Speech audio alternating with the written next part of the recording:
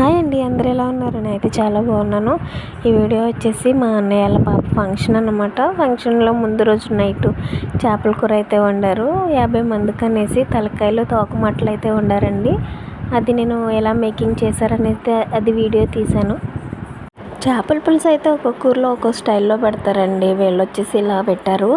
ముందైతే చేప ముక్కలకి బాగా ఉప్పు కారం పట్టించి చింతపండు రసం అయితే రెడీ చేసుకున్నారు.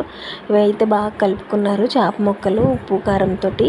నెక్స్ట్ వచ్చేసి బాండీ పెట్టి ఆయిల్, ఉల్లిపాయలు అండ్ టమోటా, పచ్చిమిర్చి కూడా వేసుకున్నారు. ఇవన్నీ బాగా మిక్స్ అయిన తర్వాత కొంచెం ఉప్పు, పసుపు వేసి బాగా మిక్స్ చేశారండి. అవి కొంచెం మగ్గాక అల్లం పేస్ట్ అయితే వేశారు.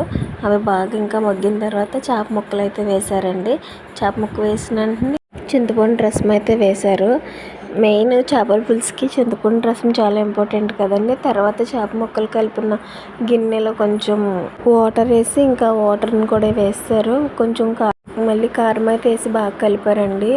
నాకైతే భయం వేసింది కాలిపోతుంది అనేసి, కానీ ఆవిడ ధైర్యంగా కలిపారు బాగాను. తర్వాత అయితే మసాలా కోసం వెల్లుల్లిపాయలు, జీలకర్ర, ఫస్ట్ అయితే జీలకర్ర మిక్సీలో పెట్టుకున్న తర్వాత వెల్లుల్లిపాయలు అయితే వేసుకున్నాము. వెల్లుల్లిపాయ కూడా వేసిన తర్వాత బాగా మిక్సీ పెట్టుకోవాలండి.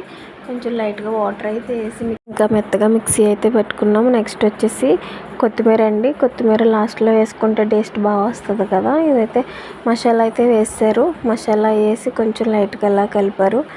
ఈ మసాలా వేయగానే స్మెల్ అయితే చాలా బాగా వచ్చిందండి. అలానేసి ఇలా కలిపారండి కాసేపు. అవి కలిపిన తర్వాత కాసేపటికి కొత్తిమీర అయితే వేశారు. కొత్తిమీర వేసిన తర్వాత స్టవ్ అయితే ఆఫ్ చేస్తారండి. మా అన్నయ్య మా వదిన అయితే టేస్ట్ చూసి చెప్తున్నారు.